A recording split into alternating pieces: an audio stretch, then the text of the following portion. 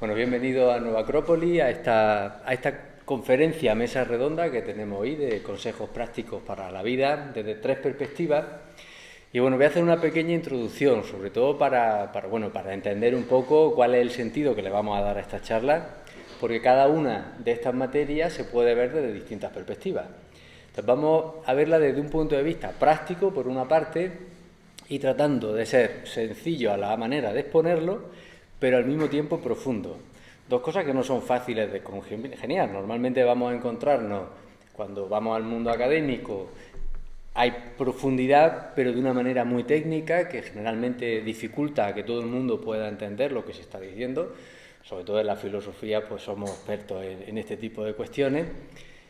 O todo lo contrario, lo divulgativo, que tiene la virtud de acercar muchas materias a la gente, ya sea dentro de la ciencia o las humanidades, pero que por tratar de acercarla a veces puede pecar de demasiada sencillez y por lo tanto pues, se queda demasiado de manera epidérmica. Entonces, bueno, vamos a hacer un esfuerzo por tratar de buscar ese equilibrio entre ambas cosas. La idea sería entonces poder ver o aunar, como podéis ver, tanto en el arte hoy en día, como en la filosofía, como en la psicología, no hoy en día solamente, sino que esto viene ya de antiguo. Hay un cierto afán por lo científico. De alguna forma, pues a partir del siglo XVII, ya con Descartes, vamos a ver una tendencia por el propio racionalismo a un positivismo y a una forma quizá de tratar de poder calcular la realidad en parámetros medibles. Es decir, nosotros vamos a tratar de buscar va a haber una especie de espíritu del cálculo, que evidentemente tiene como raíz la matemática. Entonces, las humanidades no se quedaron lejos de esto. Hubo quizá a finales del siglo XVIII una cierta escisión entre la ciencia y las humanidades, que aún todavía de alguna manera perdura en las decisiones que tenemos que tomar cuando terminamos, incluso dentro del instituto ya tiene uno que decidir si letras o ciencias, ¿no? Hay una absurda dicotomía entre estas dos materias, que ha intentado salvar muchas veces las materias de humanidades yéndose a lo científico, a lo calculable. ¿Cuál sería quizá el problema de esto, o que vamos a tratar de llevar? Pues que adolece muchas veces de esa parte práctica que nosotros necesitamos. Es decir, está tan calculado todo y se mueve siempre en parámetros de cálculo, de estadística, que muchas veces nos faltan los elementos cotidianos del día a día, que son los que se suelen salir de la estadística, suelen ser las excepciones. A la hora de buscar la respuesta a las circunstancias vitales, a lo micro, nos encontramos que nos faltan respuestas.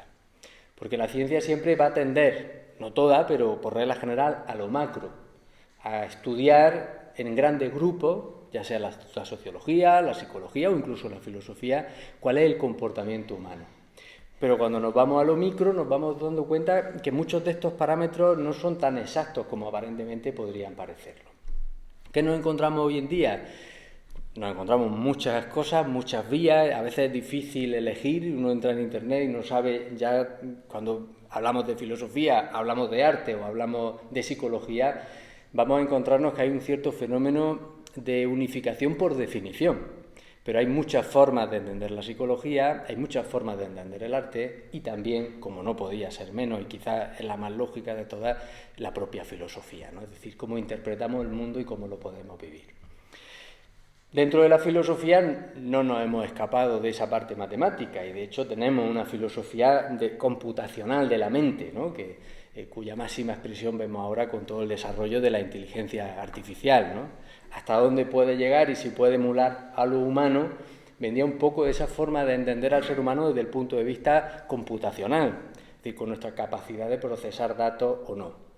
Luego vamos a ver en el ámbito de la psicología y sobre todo de la sociología, una sociología algorítmica, es decir, poder interpretar el comportamiento, ya no solo del consumidor, aunque a todos se nos considera consumidores, a través de algoritmos, de reglas matemáticas. Y lo estamos viendo diariamente, las propias redes sociales, internet, Google, los buscadores van a funcionar, pero incluso cuando analizamos y estudiamos la sociedad, la utilizamos también y utilizamos estas reglas para poder determinar cuáles van a ser los movimientos, generalmente en masa. Vamos a ver también dentro de la propia psicología una psicología que va a ir más a ese elemento computacional, como puede ser una psicología conductiva o cognitiva, que de alguna forma va a estudiar cuáles son los parámetros de movimiento, pero desde el punto de vista de lo calculable y también de lo medible. Desde el punto de vista de las charlas de hoy vamos a tratar de ir un poco más lejos, vamos a tratar de ver cada una de estas materias desde un trasfondo, yéndonos quizá a la excepción, yéndonos a esos huecos sobre los que las matemáticas muchas veces no llega a poder calcular, viendo que nos pueden aportar estas materias, tanto el arte como la filosofía, como la psicología, para nuestro día a día. Es decir, realmente nos pueden servir. Quizás la charla podría ser una pregunta.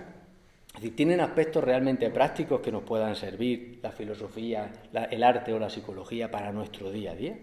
¿Realmente lo podemos utilizar en algo que no está completo? Porque quizás lo interesante aquí, y por lo que entiendo yo no podemos medirlo, es que el ser humano es algo que nunca está completo. Como decía Ortega, siempre se está haciendo. Y probablemente la vida también sea así. La vida no es algo completo, definido y definitivo, sino que es algo que está en permanente hacer, ¿no? Entonces, cuando estamos viendo algo que se mueve, los parámetros mecánicos nos sirven solamente hasta cierto punto. Para hablarnos de las tres materias, pues tengo aquí a mi lado a Inmaculada Romero, que va a ver la parte filosófica. Además, Inmaculada es instructora de esta escuela desde hace muchísimos años y va a tratar de darnos algunas reglas de la filosofía, que yo creo que además entender la filosofía desde un punto de vista no práctico hoy en día tiene tan poco sentido que en general ya en todos los ámbitos se empieza a ver de esa forma. Al otro lado tengo a María Ángeles Moreu. Ella es historiadora del arte y nos va a hablar de la perspectiva que tiene el arte en este sentido. Además, ella está haciendo la tesis doctoral precisamente en el cariz simbólico que tiene el arte para poder manifestar y expresar no solamente los conflictos humanos, que podría ser muy propio del arte contemporáneo, sino también los logros, ¿no? El propio desarrollo, los propios sueños, ¿no? Las propias aspiraciones que están recogidas muchas veces en esas imágenes y ese lenguaje simbólico que se deriva del arte. Y yo soy Juan Manuel de Framiñán, que soy además el director de esta escuela, y yo voy a tratar la parte desde el punto de vista de la psicología. Yo soy doctor en Derecho y también doctor en Filosofía, y en ambos ámbitos me he tenido que topar con la psicología desde ese punto de vista matemático, computacional. Por lo tanto, voy a tratar de dar esa perspectiva, sobre todo desde el punto de vista no legal, que es matemático 100%, sino desde el punto de vista también filosófico, pero de la psicología, con algunos elementos o ejercicios que nos puedan resultar útiles. Cada uno tendremos unos 15 minutos, más o menos, para intervenir, para no se haga muy largo. Yo creo que podemos estar terminando 9:15 aproximadamente, para también dejar un hueco a preguntas, aportaciones que queráis hacer, cada uno de vosotros y de vosotras. Así que cuando quieras, Inma, es tu momento. Muchas gracias, Juan Manuel. La verdad es que has dado una buena introducción y respecto a la filosofía, pues como bien dices, cuando hablamos de filosofía hablamos de un modo de vida y por tanto la charla Vida y Guía para la Vida pues está completamente enraizada con lo que entendemos por filosofía. Porque la filosofía realmente surge con respecto a la vida, surge cuando cada uno de nosotros nos hacemos los grandes interrogantes que nos plantea la vida, de dónde venimos, hacia dónde vamos, qué sentido tiene todo esto, qué es el bien, qué es la justicia, qué sentido, por qué nacemos, por qué morimos. O sea, son los grandes interrogantes. Yo creo que todos alguna vez en nuestra vida nos lo hemos planteado. Y son preguntas que desde pequeños todo ser humano empieza a cuestionarse acerca de la vida.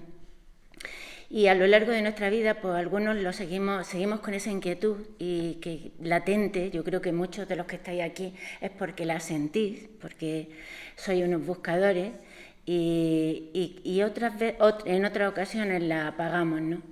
La filosofía, entonces, es una actitud ante la vida para poder darle respuesta a esas grandes preguntas. No es algo teórico, como bien decía Juan Manuel. Cada vez se impone más que el verdadero conocimiento no es solamente un conocimiento teórico, porque ¿cómo conocemos realmente? Conocemos cuando vivimos las cosas. Y vivirlas significa ponerlas en práctica.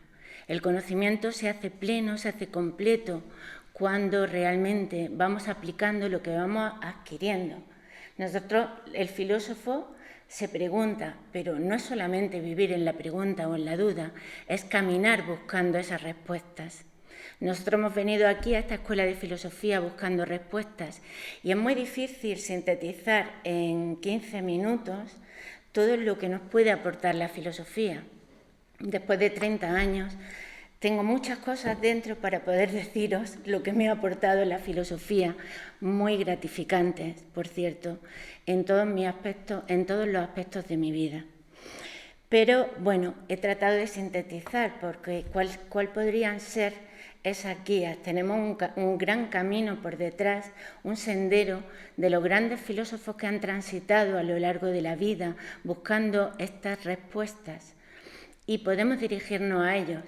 Nosotros, a través de nuestro curso de filosofía, hemos recogido todas esas enseñanzas y le hemos dado una forma, un método, un orden para poder acercarnos a esas respuestas que nos hemos planteado como pregunta al principio de nuestra charla. Y siguiendo ese esquema, pues lo primero que puedo decir que nos aporta la filosofía es algo fundamental que necesitamos, todo ser humano, y es una visión de lo que es el ser humano realmente. ¿Cómo somos? ¿Quiénes somos? ¿Somos realmente solo la parte física que vemos? ¿Qué somos? ¿Hay algo más en nosotros? Por supuesto que hay energía, hay sentimientos, hay pensamientos, hay anhelos, hay sueños, hay ideales. Y todo eso hay que darle salida, hay que organizarlo dentro porque no da respuesta a toda esa diferencia o distintas naturalezas que conviven con nosotros, genera una gran angustia y una gran desesperación, como estamos viendo en nuestro mundo, enfermo de ansiedad, de desesperación y de angustia. Y por eso aumentan los suicidios, porque no hay armonía, porque no se le da salida a todo aquello que llevamos dentro. Fijaros que es curioso cuando una de las preguntas que se le hacen a los niños es ¿qué querrás ser cuando eres mayor? Y sin embargo nunca se pregunta ¿qué sentido querrás darle a tu vida? Cuando aquí está la gran clave, ¿hacia dónde queremos enfocar nuestra vida? ¿Qué sentido queremos darle a nuestra vida? Porque ese sentido, aunque nos parezca solamente inútil o porque estamos dentro de un mundo donde se busca lo material, el poder, la fama, el prestigio, el ganarse la vida de alguna forma con el trabajo, pues parece olvidar esta gran clave, cuando en realidad es la clave que sustenta todo lo demás, porque nos desarrollaremos en la vida en la medida que encontremos el sentido de nuestra vida. Entonces, esa visión del hombre que nos aporta la filosofía es fundamental porque lo primero es conocernos a nosotros mismos, pero no solamente conocernos. La filosofía nos aporta herramientas para encontrar lo mejor que cada uno de nosotros posee. Por eso nos acerca hacia una ética, hacia una excelencia que es esa arete que los griegos llamaban excelencia para referirse a la virtud, a lo mejor de uno mismo. No es solo conocernos, sino poder encontrar en nosotros mismos esa virtud, lo mejor de nosotros. Poder desarrollar todo el potencial que cada uno de nosotros tiene. La otra joyita que para mí es importante, de las cosas que aporta la filosofía, aparte de la visión del hombre, pues la filosofía nos permite dar componernos una visión del mundo. Tanto la visión del hombre como la visión del mundo son fundamentales, porque así como el ser humano conciba el hombre y el mundo, así será su acción. Si nosotros pensamos que esto se acaba con lo material, pues nosotros también nos acabamos. Y no tiene esperanza ni tiene sentido todo lo que estamos haciendo si se va a terminar. Por eso es importante cómo concebimos al hombre. Si le damos trascendencia al mundo, nuestra visión del mundo es fundamental para enfocar nuestro modo de hacer en este mundo. Y desde ese aspecto la filosofía nos habla de las grandes leyes que rigen el universo. Desde Oriente se nos enseña que todo conduce hacia algo, que todo viene de algo y que va hacia algo, y que todo tiene un sentido. Es el sentido del camino de la evolución. Todo está en marcha hacia ese camino de encuentro con esa arete, con esa perfección, es un camino de evolución de la conciencia hacia ese encuentro de ese bien supremo.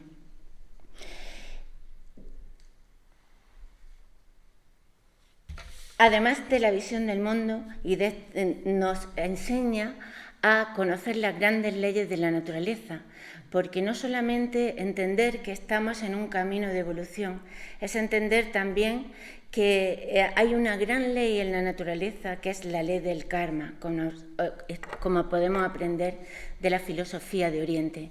Y esa ley nos hace muy libres porque entendemos, lo conocemos a nivel físico, es la gran ley de la acción y de la reacción.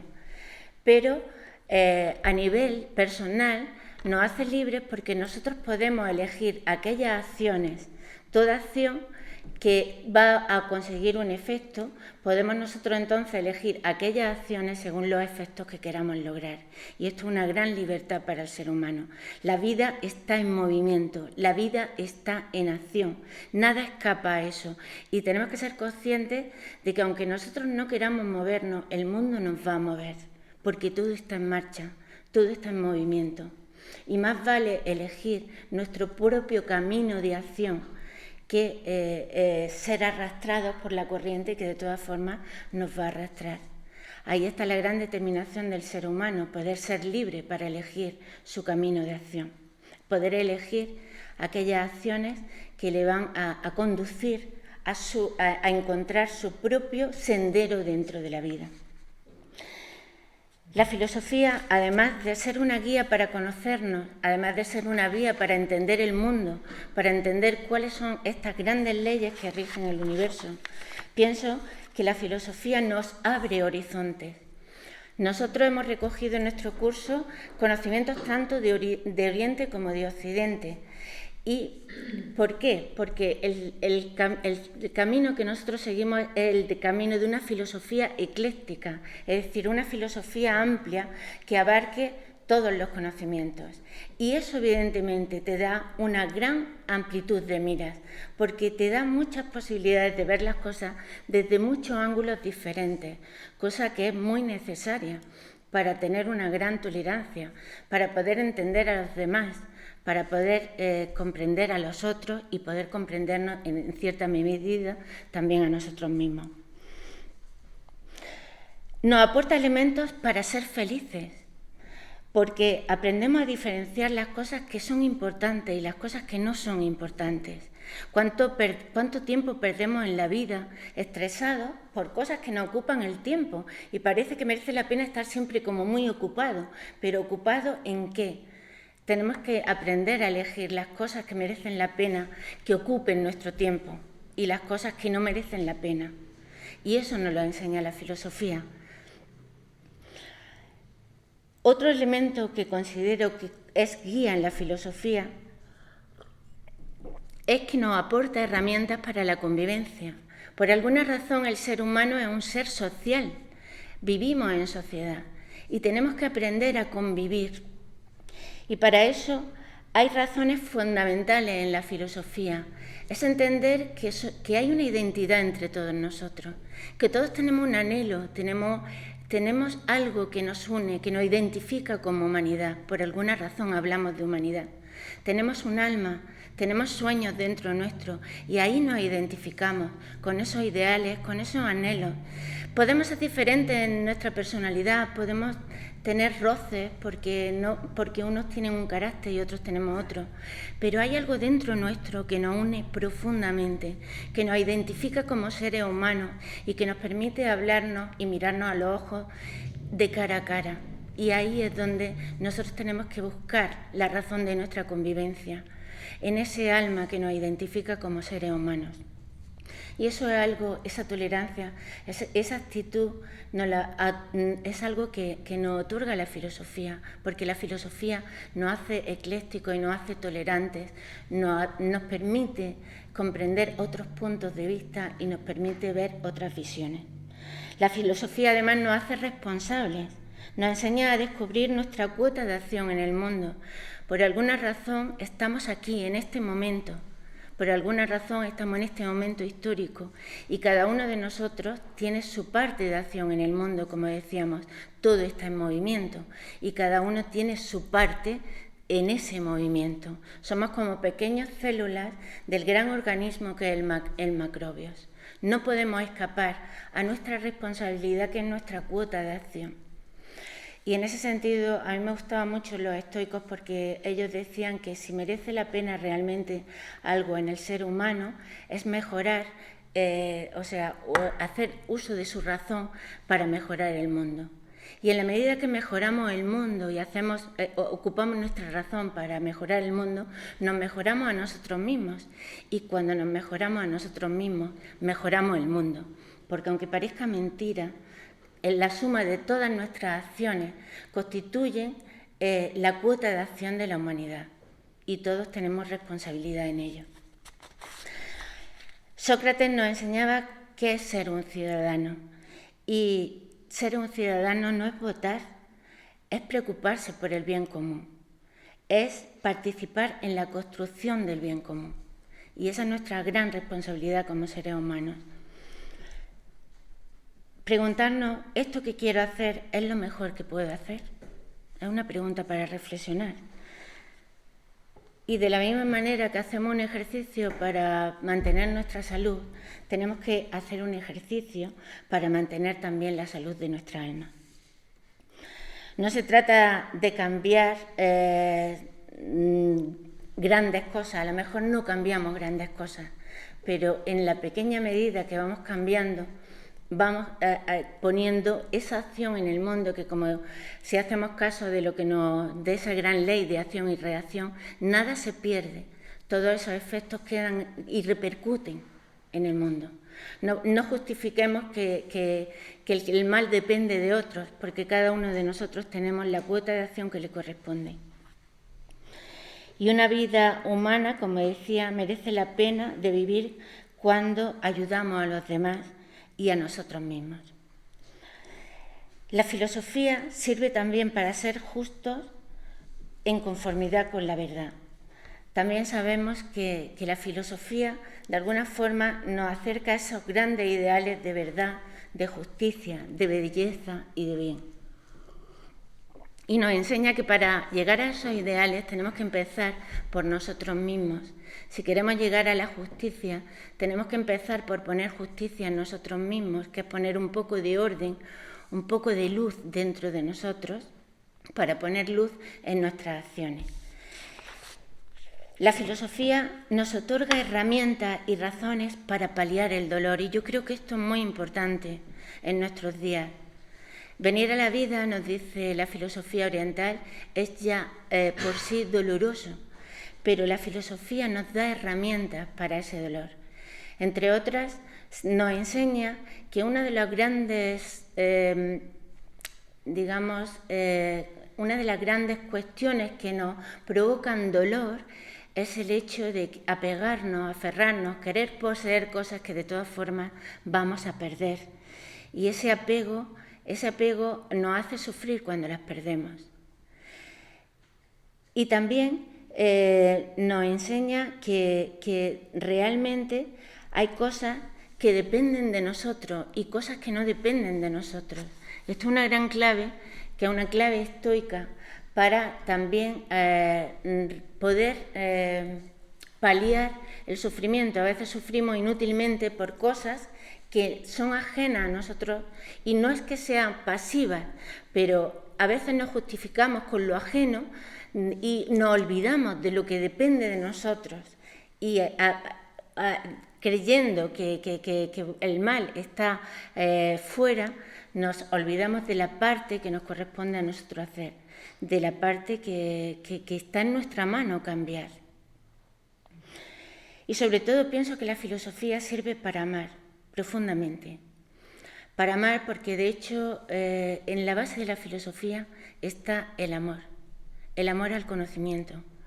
Y el amor es una fuerza poderosa que empieza como una pequeña escalera a permitirnos subir dentro de nosotros mismos y a escalar progresivamente las cumbres, ¿no?, de nuestro ser interior. Y escalando las cumbres de nuestro ser interior, habremos escalado también la cumbre del conocimiento.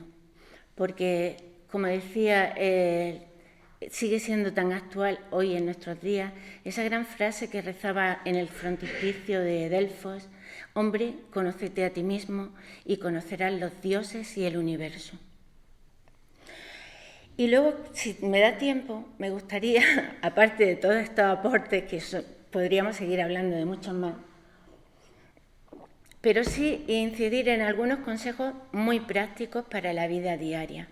Os he dado, pues consejos del bien que nos puede aportar iniciar ese camino de la filosofía a través de ese sendero que han transitado todos estos grandes maestros de filosofía y que pueden ahorrarnos muchas vueltas en la vida, pueden ahorrarnos el estar perdidos y pueden mostrarnos ese sendero, ese sentido, y por eso hablamos de guía práctica de la filosofía, porque ellos nos lo están mostrando para ahorrarnos pérdidas.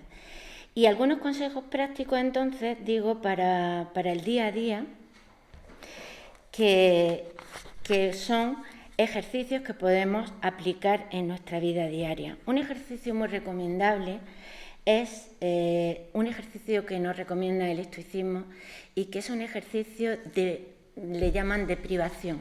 El paseo, por ejemplo, por un centro comercial en la que vemos que existen muchísimas cosas. Esto ya lo dijo Sócrates en su momento y después de darse un gran paseo por el centro comercial, terminar diciéndose a uno mismo cuántas cosas hay que no necesito. Y esto otorga una gran libertad porque nos permite decidir, decidir, está en nuestra mano el hecho de decidir si compramos o no. Está en nuestra mano, a pesar de los múltiples bombardeos que tenemos desde fuera, realmente la última palabra la tenemos nosotros. Y eso nos hace muy libres, el no tener que depender de tantas cosas. Y también otro consejo muy loable es tener un diario en el que no tenemos que poder decir hoy pasé por la playa, hacía sol y estaba tan a gusto, no. Hay una guía para escribir ese diario que me parece muy, muy interesante y es preguntarnos hoy qué hice bien, qué hice mal, qué puedo mejorar. Y en ese qué hice bien, qué hice mal, hay un reconocimiento, hay con nosotros mismos, hay una guía de actuación, hay un saber reconocer nuestros propios errores y hay también una esperanza de poder dirigirnos hacia aquello que podemos mejorar y podemos cambiar en nosotros mismos, y eso está en nuestra propia mano, poder hacerlo. Preguntarnos si hoy fuera el último día, ¿qué estaríamos haciendo?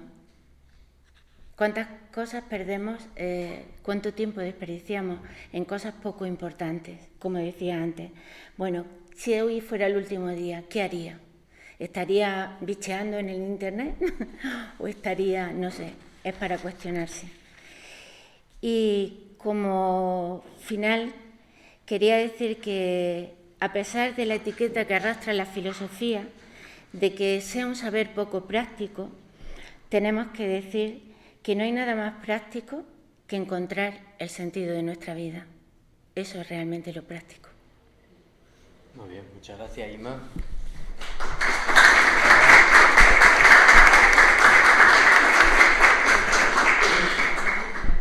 Muy bien, y ahora vamos con la perspectiva del arte.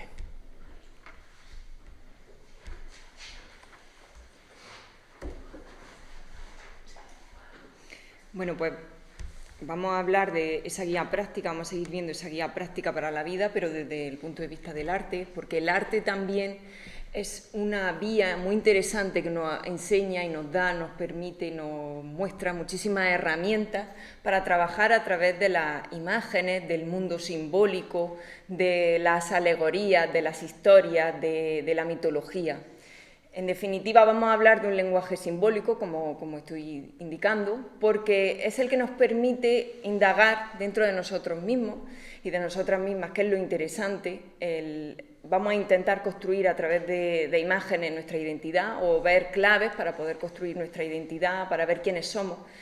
Y lo que sí os quería invitar es que, por un lado, ante esta obra simbólica, ante esta obra alegórica, pues no tengamos una visión lineal de lo que vemos aparentemente. Me da igual la manifestación artística en la que nos queramos, pues, en la que pensemos, en la que nos venga, da lo mismo que sea teatro, que sea cine, que sea una pintura, una escultura, da igual. Todas las manifestaciones artísticas representan algo y manifiestan algo que nos está indicando algo dentro de nosotros. Y eso es lo importante y a donde quiero ir.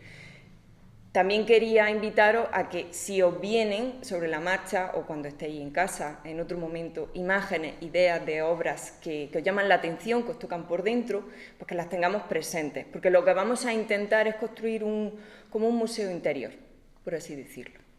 Vamos a ver a través de 4 ideas qué es todo esto y qué clave nos puede dar el arte. En primer lugar, lo he denominado amar la vida a través de la comedia y la tragedia, porque esto enlaza con el sentido de la tragedia griega, que es un sentido que hay en la sociedad clásica griega, pero que empieza mucho antes, y esto lo entiende muy bien un filósofo, Nietzsche, que comprende muy bien ese sentido en esa sociedad, cómo se vive la tragedia. La tragedia no es algo que simplemente nos trae situaciones evidentemente horribles, no, es una forma de vivir y de actuar ante la vida de la que podemos aprender muchísimo.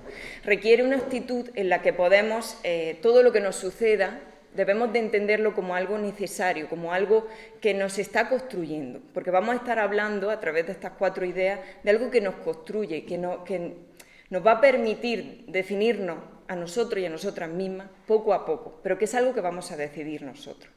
Sin embargo, también quiero sumar, aparte de esa visión de Nietzsche y de la sociedad griega clásica, de esa tragedia, también quiero sumar la comedia, porque yo creo que nuestra vida es una tragicomedia. Tenemos momentos de victoria y tenemos momentos de derrota, y en ambos tenemos que saber actuar y estar ante las circunstancias, a la altura de las circunstancias, y esto es importante, nuestra actitud, que es lo que decía Ima. ¿Qué depende de nosotros? La actitud ante cómo vivimos esas situaciones, y esto es lo importante.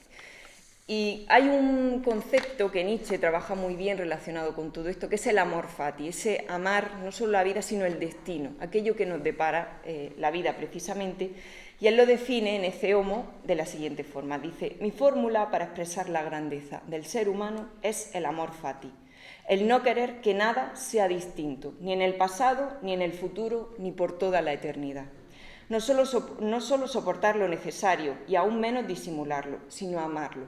Para Nietzsche, las cosas necesarias, cuando habla de la necesidad, son aquellas situaciones que son grandes hitos en nuestra vida y que nos marcan, son los que definen y van construyendo poco a poco quiénes somos. Por eso habla de necesidad.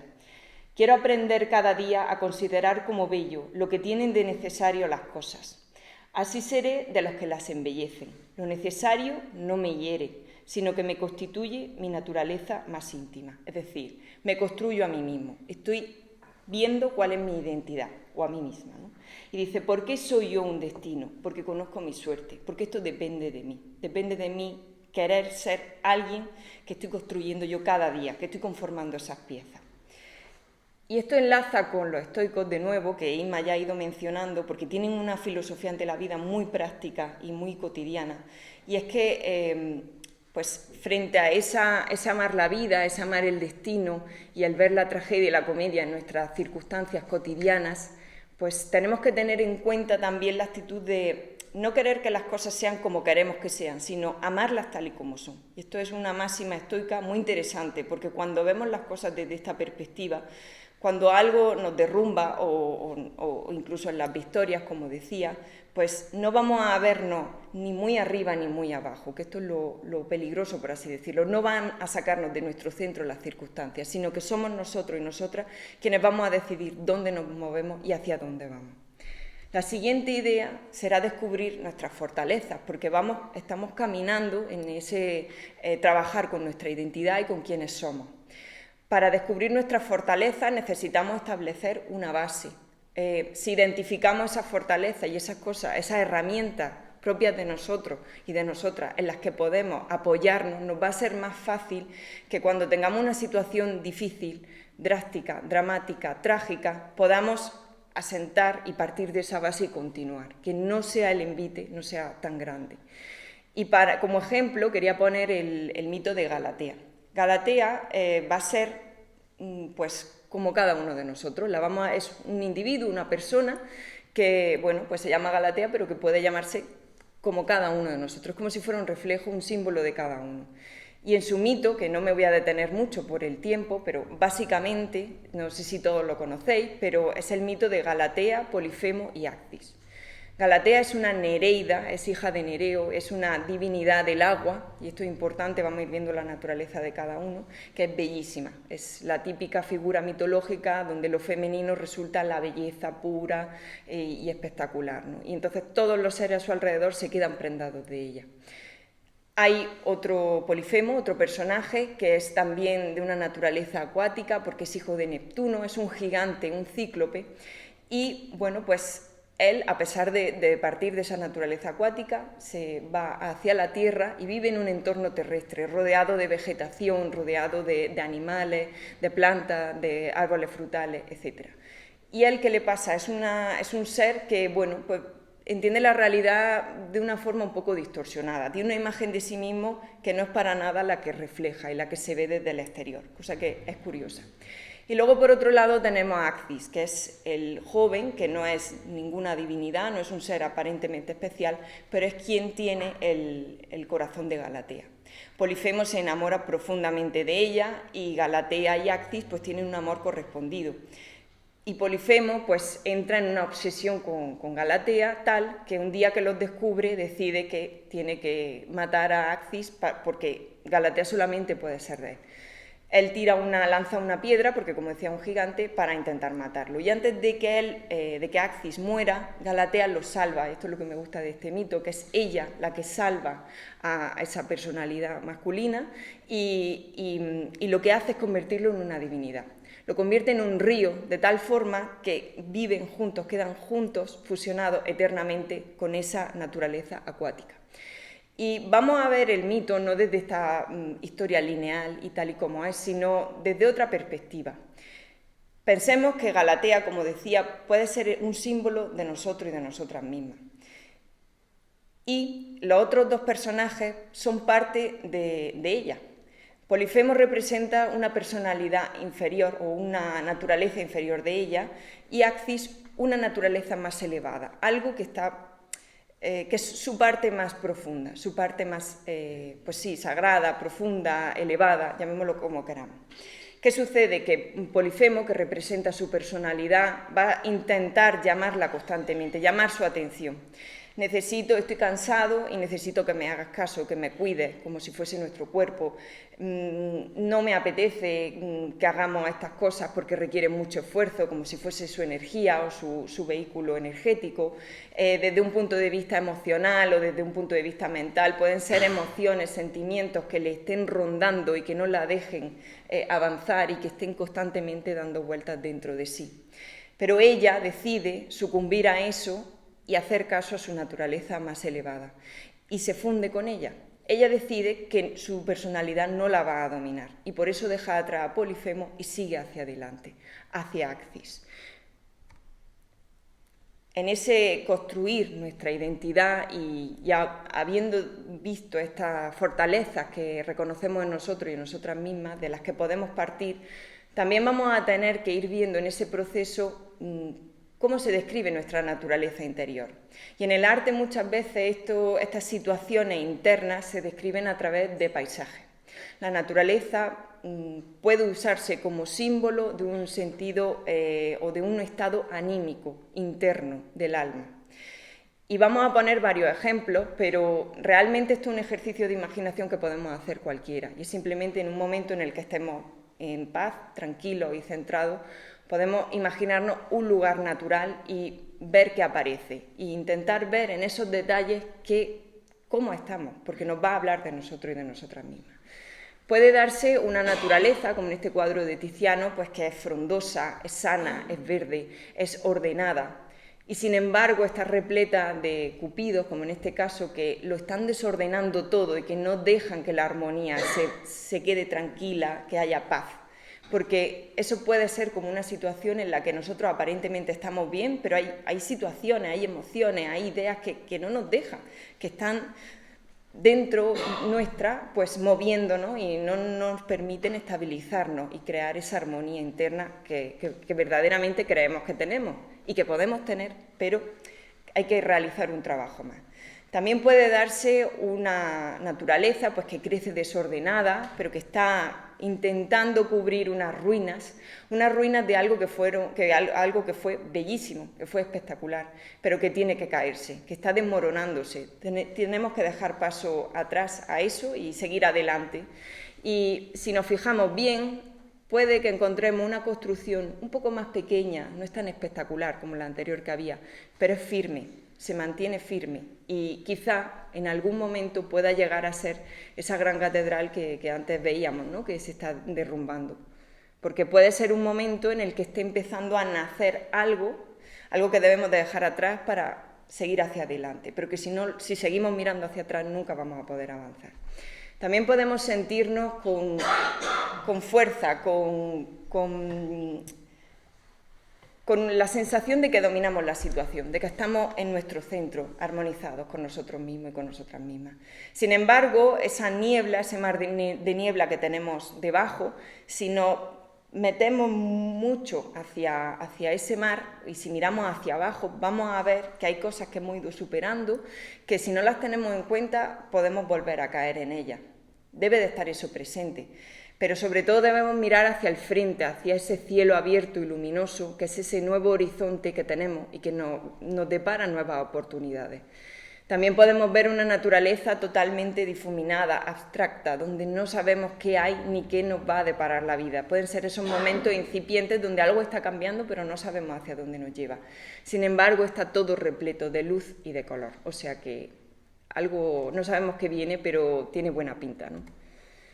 Y por último, el último paso en este proceso de construcción de la propia identidad, tenemos que tener en cuenta esta fórmula que he traído, que es construcción, deconstrucción, nos llevará a la abstracción, a nuestra propia abstracción. Pensemos que siempre estamos hablando del trabajo interno con nosotros y con nosotras mismas. Lo vamos a hacer a través del arte islámico, porque es muy interesante cómo se trabaja en este tipo de arte con la geometría. Y aunque podemos ver elementos artísticos donde se parte de figuras geométricas, también se están realizando elementos, en este caso vegetales, el ejemplo que he puesto, con muchísimos detalles, donde podemos distinguir perfectamente dónde está cada parte de la planta, por ejemplo. Este es el primer momento en el que nosotros, después de todo este recorrido, pues vamos a necesitar concretar determinadas formas y cuestiones nuestras para poder ir asentando las bases de lo que queremos ser. Al principio necesitamos concretar un poco, pero poco a poco, conforme vayamos construyendo y deconstruyendo, poniendo y quitando piezas, se va a ir abstrayendo, se va a abstraer un poco la forma, se van a seguir viendo elementos vegetales, pero ya no están tan claros como antes, ahora hay más geometría, esto está más presente. Y si continuamos, lo que más se va a ver es esas figuras geométricas. Poco a poco estamos dando paso desde lo muy concreto hacia esa abstracción que vamos a ir trabajando con nosotros mismos. Y el abstraer las cosas, las figuras o el que simplificarlas no quiere decir en sí mismo que sea más simple, sino que a veces esa simpleza aparente puede representar esa complejidad, porque lo que está pasando es que en realidad estamos viendo las cosas desde otra perspectiva.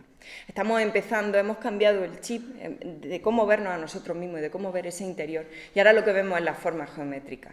Pero mirad bien y bueno, aunque haya menos forma aparentemente y menos complejidad en ella, es difícil saber dónde empieza y dónde acaban. Está todo muy unido y esto es parte de la geometría. Algo que también vamos a poder ver en los mandalas, que es propio de la cultura hindú y que se desarrolla muchísimo y que no sé si Juan Manuel hablará de ello, pero dentro de la psicología junguiana es uno de los símbolos más importantes porque habla mucho de la construcción interna y de cómo nos sentimos por dentro.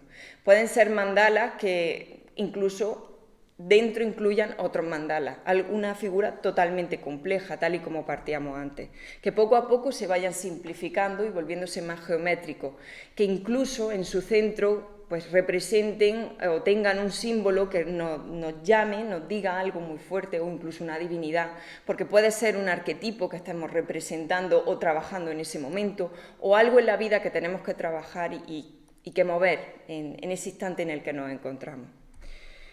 El mandala es un símbolo que representa el macrocosmos y el microcosmos, y visto desde nuestro punto de vista, desde nuestra perspectiva como seres humanos, también nos está enseñando a ver nuestro microcosmos dentro, pero también nuestro macrocosmos, hacia dónde nos podemos plasmar, qué podemos proyectar de nosotros, qué es nuestra identidad. Y lo interesante también del mandala es su proceso. En origen, no siempre se hace, pero un mandala, en su sentido original, lo importante no es la obra que queda, sino el proceso de construcción, que es lo que se refleja a través de ese proceso, que es lo que estamos viendo de nosotros mismos. Y para finalizar, volvemos a Galatea, pero una Galatea muy distinta, esta es de Salvador Dalí, y es la Galatea de las esferas, construida a través de figuras geométricas, de esferas en concreto, que si observáis la imagen, pues realmente representa esa simplicidad de la forma geométrica aparente, pero vemos la complejidad de todos sus detalles. Creo que como nos habíamos identificado, habíamos tomado como símbolo a esa Galatea, la podemos ver como que ha ido construyéndose, ha ido cambiando todo esto y trabajándolo, y ahora ella puede no desdoblarse, pero sí verse desde distintas perspectivas, porque ha ido trabajando en este construir y deconstruir, y podemos ver su complejidad también en sus propios detalles. Y bueno, pues para finalizar simplemente decir que espero que este recorrido de museo interno pues os invite a que construyáis uno propio, porque creo que la imagen, el arte puede ayudarnos muchísimo en nuestro propio desarrollo, en saber quiénes somos y sobre todo entender la vida, nos puede ayudar a entender la vida como artistas que construyen obras, pero sobre todo como la obra de arte en sí misma. Muchas gracias.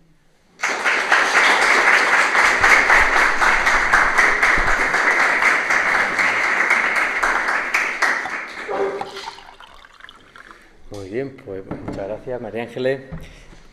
La verdad que ambas charlas, pequeñas microcharlas, porque han sido muy cortitas, evidentemente tenemos el tiempo muy reducido para poder ver la complejidad que tienen cada una de estas materias, pero tienen mucha relación con la psicología. Evidentemente lo primero que tenemos que ver en cualquier ámbito, cuando hablamos de algo, ¿a qué nos estamos refiriendo? En concreto, si vemos la filosofía y la psicología desde un punto conexo, como en su origen fue así, de hecho la psicología es una ciencia relativamente nueva, porque ya es a final del siglo XIX cuando empieza a escindirse de la filosofía. De hecho, aquí en nuestros programas de estudio, los que somos un poco más mayores, cuando se estudiaba filosofía, los primeros años los grupos eran conjuntos y luego se separaban en psicología y filosofía, porque hay un tronco común muy claro y muy evidente. La diferencia, el elemento cientificista. Os decía que yo además soy abogado, me dedico también a la parte jurídica. Os decía que, claro, hay un problema cuando tratamos de definir algo tan complejo como el fenómeno psíquico, la psique humana, y tenemos que darle unos parámetros técnicos o medibles, es porque en determinados ámbitos necesitamos que sea así. De hecho, el ámbito jurídico es así. Es decir, cuando uno llama a un perito psicológico para que traiga y haga una pericia psicológica, no te puede venir con demasiadas ambigüedades, porque lo que necesito es un diagnóstico claro, un diagnóstico que esté de alguna manera recogido en el DSM, que es de alguna manera esa Biblia diagnóstica en la que aparecen por un poco un elemento matemático, es decir, por la mayoría de síntomas que podemos encontrar en la población del mundo, pues cuáles son de alguna forma las patologías que podemos determinar.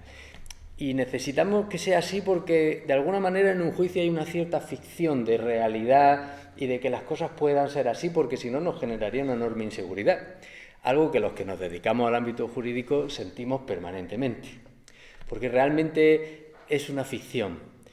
No podemos saber a ciencia cierta lo que está pasando dentro del sujeto, como también a veces nos cuesta saber qué está pasando dentro de nosotros mismos muchas veces. Pero necesitamos tasarlo, medirlo y bueno, pues se dan unos diagnósticos, se dan unas mediciones y bueno, pues más o menos pues todos tranquilos y queda el tema resuelto. Ahora, el problema, ¿dónde nos lo vamos a encontrar? Nos lo encontramos en el sujeto. Nos lo podemos encontrar nosotros como sujetos cuando tratamos de comprender o entender a ese otro sujeto y evidentemente va a estar en ese sujeto que puede haber de alguna manera detectado los síntomas, pero difícilmente las causas. Algunas veces son más evidentes y otras veces no son tan evidentes. A veces están propiciadas por elementos externos, pero casi siempre, a pesar de esos elementos externos, están propiciados porque no sabemos digerir muchas veces esos acontecimientos.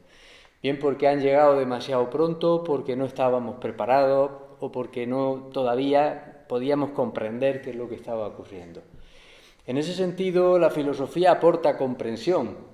No así porque así, es decir, evidentemente la filosofía es un ejercicio también, como todo, la psicología también.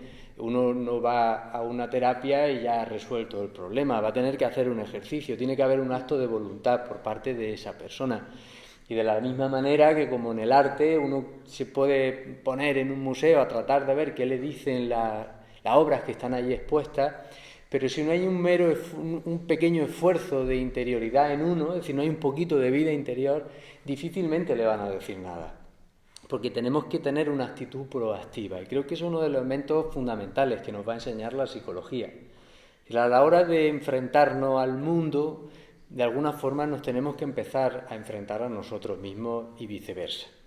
Y luego creo que hay otro elemento interesante, propio de la psicología, y es la necesidad que tenemos del otro, de la otra, del otro ser humano, que nos va a permitir, a través de ese juego de proyecciones con el que muchas veces tratamos de resolver nuestros propios conflictos, nuestros propios dilemas, nos va a permitir entendernos. De alguna forma la tragedia era eso, en el mundo antiguo, era una forma de ver, al menos así la interpreta Nietzsche, era una forma de ver esa tragedia del mundo, pero la veía alejada. De manera que como no te tocaba directamente, podías comprenderla un poquito mejor que si te estuvieran enseñando un fragmento de tu vida que es especialmente doloroso para ti. Porque quizá aquí aparece el problema complejo, y por eso decía, ¿a qué nos referimos con psicología? De alguna forma, ¿a qué nos referimos cuando hablamos de la psique? En el mundo antiguo, o en el mundo clásico, la psique era un elemento intermedio. Los griegos, por ejemplo, diferenciaban soma, o sea, la materia, el cuerpo, ¿no?, en un ser humano, la psique y el nous, que de alguna forma representaba esa esencia, ¿no?, que de distinta manera unos filósofos y otros van a tratar de definir. Pero la psique es un elemento intermediario. Si nosotros queremos verlo desde un punto de vista muy trascendental, podemos interpretar ese nous como el espíritu, ¿no? Lo podemos ver como algo profundo y complejo, o si queremos verlo desde una perspectiva quizás más material, podemos verlo también como el pensamiento. O sea, lo podemos ver de las dos maneras, porque en cualquier caso el intermediario es el mismo. El elemento psíquico emocional que generalmente distorsiona y no nos permite muchas veces obrar con la claridad con la que muchas veces pensamos. Realmente nos va a ocurrir que pensamos una cosa, sentimos otra distinta y terminamos haciendo una que no tiene nada que ver ni con la primera ni con la segunda. Nos resulta difícil esa coherencia, pero es porque nos falta comprensión, y por eso dominio, porque uno lleva aparejado el otro, de ese mundo emocional, esa parte psíquica, que es como un elemento acuático, ¿no?, como decía María Ángeles, y que representa el agua muy bien esa esfera de la interioridad, ¿no? Tanto quizá podríamos decir el agua y el aire representan muy bien esa parte del ser humano. ¿Qué nos encontramos entonces? Nos vamos a encontrar generalmente tres elementos que van al unísono a la hora de interpretar desde ese punto de vista humano, de lo psíquico. Me acuerdo, Jung decía que de alguna forma el psicólogo porque Jung era psiquiatra y fue uno de los grandes precursores de la psicología, y planteaba la psicología como la medicina del alma. Alma, ánimo, también tiene mucho que ver con nuestros estados emocionales, de hecho son estados anímicos, como los denominamos.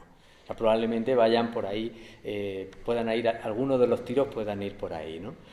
Ahora, ¿qué nos vamos a encontrar? 3 dimensiones en las que se desarrolla la vida. La relación de un ser humano consigo mismo, que hablaba precisamente Eastman, la relación de un ser humano con la naturaleza, con la vida, necesitamos darle un sentido a esta vida, y la relación del ser humano con los demás, con la otra parte de sí mismo, que somos los otros, ¿no? Y las otras. Evidentemente esos tres elementos, aunque pareciera que son diferentes, están tremendamente relacionados. La forma en la que interpretamos uno repercute inmediatamente en la otra, porque todo es un conjunto, es un continuo, aunque nos empeñamos por esa regla matemática en diferenciar las cosas, 1, 2 y 3. Pero cuando tratamos de estudiar los números, las matemáticas, desde un punto de vista más profundo, vamos a ver que hay números entre el 1 y el 2. O sea, hay elementos matemáticos entre medias, de la misma manera en que entre las 2 teclas de un piano hay muchos tonos. De alguna forma hemos interpretado el mundo de una manera que nos permite asirlo, nos permite cogerlo. Ya sea racionalmente, le hemos dado medidas, dimensiones, ya sea emocionalmente, hemos ido diagnosticando las distintas, ya no digo afecciones, pero sí los sentimientos y las emociones, las tenemos muy claras, a pesar de que aquí cada uno ama de una manera muy diferente y todos le llamamos de la misma forma, ¿no? Y hemos ido tratando de darle una estructura a cada cosa para poder entenderla. Se la damos al mundo, nos la damos a nosotros mismos y también se la damos en nuestra relación con los demás. Entonces, ¿qué elemento nos puede plantear? Fijaros que dentro de lo que se llaman, dentro de los diagnósticos de los trastornos de la personalidad, hay muchos elementos que nos hacen ver quizá algún elemento que está fallando en nuestro tiempo actual y que de alguna forma yo identifico con un ensimismamiento del yo. Hemos de alguna manera erigido el yo, el concepto del yo como soberano. De alguna forma tenemos un cierto sentido de que las cosas giran a nuestro alrededor. O sea, somos el sol, ¿no? Un heliocentrismo, pero personal, ¿no? Y fijaros porque son interesantes. Hoy vamos a ver, en la actualidad, no digo que sea solamente hoy, creo que son un elemento muy propiamente humano. Y ahí hay un elemento desdibujado, donde están los límites de lo normal y de alguna manera lo patológico. Es difícil de determinar, ¿no? Y ese es uno de los grandes problemas también con los que nos encontramos. Pero, por ejemplo, la desconfianza en los demás es un elemento propio de sociedades complejas y una sociedad como la nuestra, que está regida por un sistema económico y social que se apoya en que funciona mejor cuando cada uno mira solamente lo que le interesa a sí mismo. El sistema capitalista funciona así. De los sistemas económicos más o menos que conocemos, es el único que cumple una característica tan inhumana de alguna forma, si la vemos desde ese punto de vista.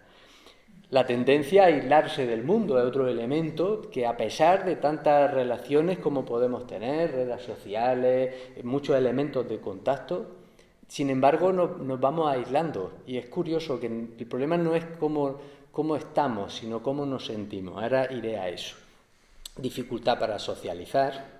Mucha gente tiene ese problema. Yo doy clases en la facultad, yo cada vez soy más viejo, mis alumnos siempre tienen 19, 20 años y voy notando diferencias. No es que sean ni mejores ni peores, son fantásticos como todos cuando teníamos esa edad, pero sí que vamos viendo elementos propios de la sociedad y de nuestro tiempo que podemos analizar, ¿no? Dificultad para aceptar las reglas sociales, inestabilidad emocional, un cierto narcisismo, egocentrismo, hipersensibilidad, dependencia de los demás, contradictorio pero un elemento que está muy presente también, o la obsesión por además cosas aparentemente inútiles o innecesarias, que de alguna manera uno se aferra a ellos como queriendo encontrar ese sentido del que precisamente decía Isma. Yo creo que aquí hay un elemento que quizá es el gran problema a la hora de definir todas estas cosas. ¿Por qué nos cuesta tanto trabajo? Y es que una cosa son los hechos, como decía Ortega, y otro los acontecimientos. O sea, la vida más que un hecho es un acontecimiento para cada uno, y qué duda cabe que para cada uno el más importante es el de su vida, ¿no? Es decir, la vida no solo es lo que es, sino cómo la vivimos. Pero me atrevería a decir que pasa con todo, las cosas no son lo que son, sino cómo las vivimos, cómo las interpretamos, qué significan para nosotros. Porque ahí va a aparecer ese lenguaje simbólico del que estaba hablando María Ángeles. Porque cuando hablamos de simbólico nos imaginamos una cosa que a lo mejor relacionada con lo religioso, pero simbólico es todo a nuestro alrededor. El valor que le damos a las cosas, que es diferente y que difiere de un individuo a otro, es porque hay algo más. El hecho de que el todo sea algo más que la suma de las partes es también un elemento simbólico, es un elemento de valor. Eso lo saben muy bien las marcas, lo saben muy bien las grandes corporaciones y lo aprovechan de manera suma para poder vender, para poder conectar con nosotros, además en la parte psíquica, porque no nos venden las cosas racionalmente, al menos hoy no es el método mayoritario, sino emocionalmente. Es yendo a esa profundidad, tocando nuestros anhelos, nuestras preocupaciones, nuestro miedo, nuestra falta de sentido vital, nuestras carencias, para tratar de manera artificial de cubrirlas con estos elementos que muchas veces dan una apariencia que evidentemente luego no tiene. ¿Qué nos plantearíamos entonces si planteáramos una psicología desde un punto de vista práctico?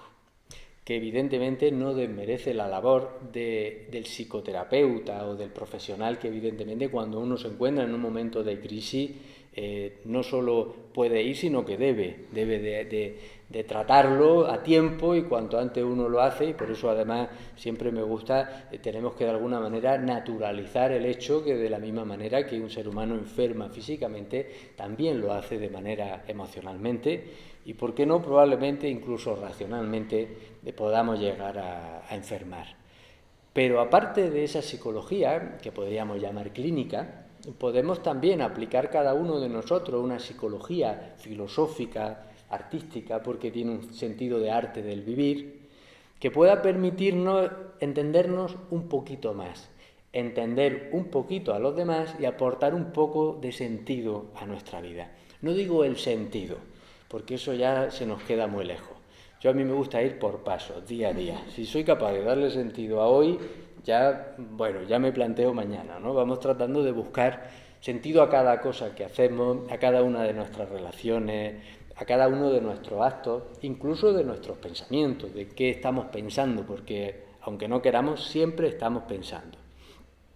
De alguna forma se trataría a través de esta psicología de desvelar al sujeto, a ese sujeto que está en construcción, como decíamos al principio. Estamos construyéndonos, el mundo está construyéndose, por eso se está moviendo.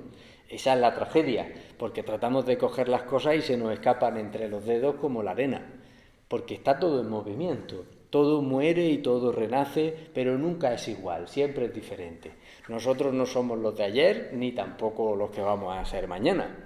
Y realmente ¿qué somos? Es casi un instante que al rato, al segundo, al microsegundo ya ha cambiado, ya somos otra persona diferente. Entonces, de alguna forma, ¿qué nos puede permitir ese estudio, ese estudio de uno mismo? Nos va a permitir desarrollar algo que creo muy importante en la filosofía y en el planteamiento del arte que hemos dado hoy, es el poder desarrollar un poquito de vida interior. Porque es la vida interior la que nos va a poder aportar el sentido nuestro, de manera autónoma, como decía Kant. Kant siempre diferenció en la moral la autónoma de la heterónoma. La heterónoma es la que viene de fuera.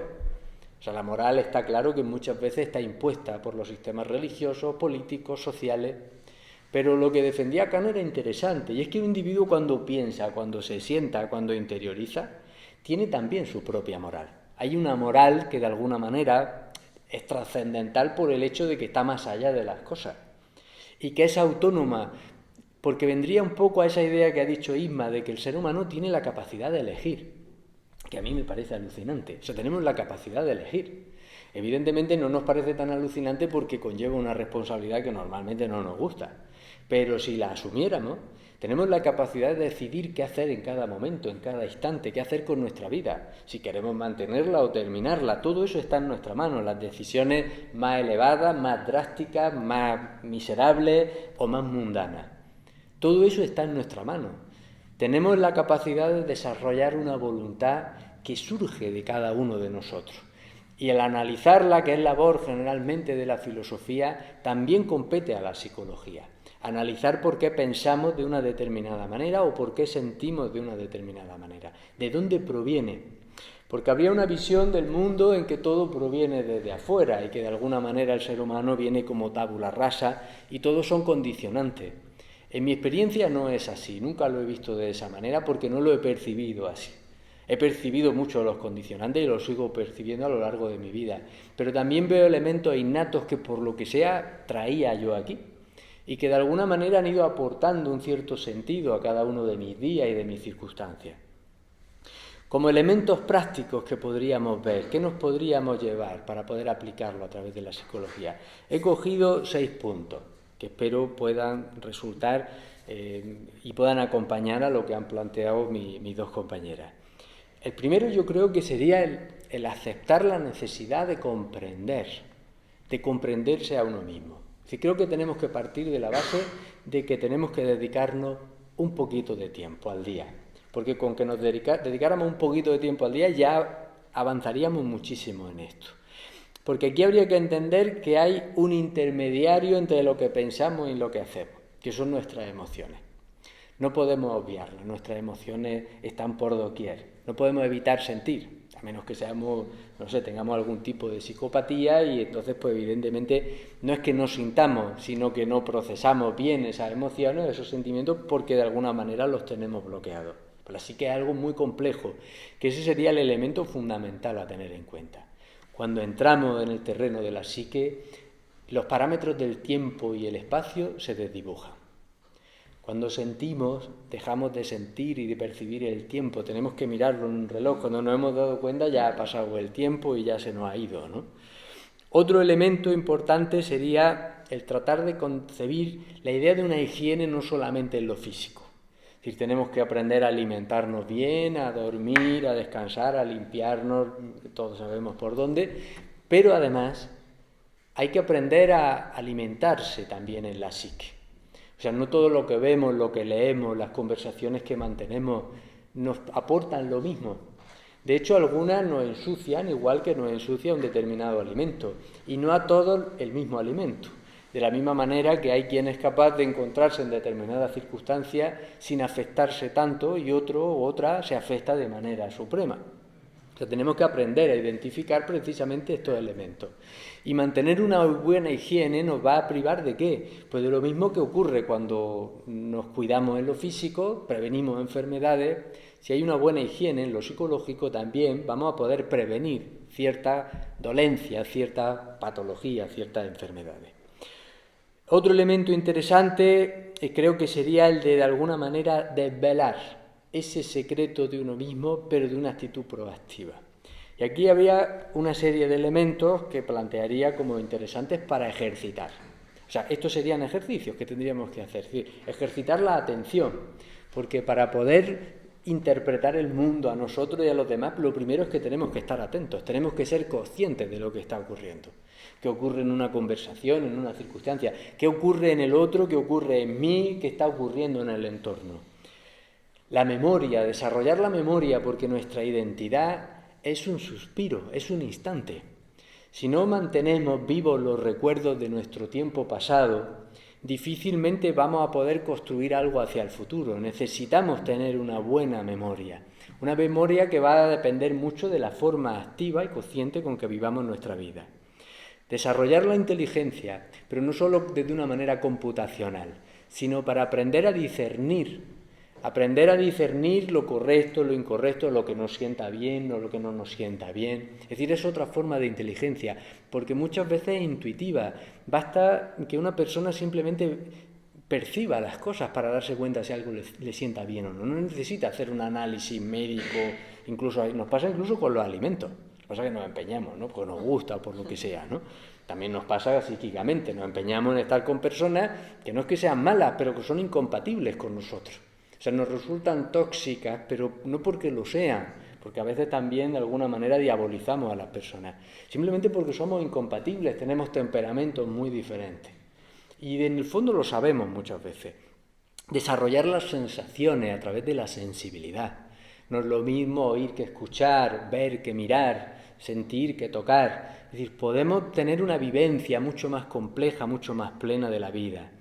Darnos cuenta de cómo son nuestros afectos, nuestras emociones, prestar atención a las mismas, porque muchas veces estas están más en el campo de los hábitos, nos habituamos a sentir y de ahí vienen muchos de los prejuicios.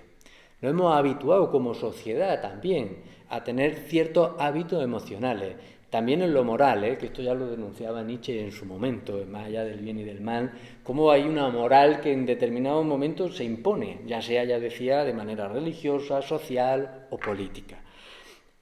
Podemos desarrollar una coherencia entre lo que pensamos, lo que sentimos y lo que hacemos. No es fácil, pero de alguna manera está en nuestra obligación el poder hacerlo, porque todos vamos a disfrutar mucho más con personas coherentes que con personas que nos dicen una cosa pero luego hacen otra totalmente diferente. Y esto nos va a permitir desarrollar nuestra voluntad propia, nuestra voluntad de ser, de poder ser más nosotros mismos.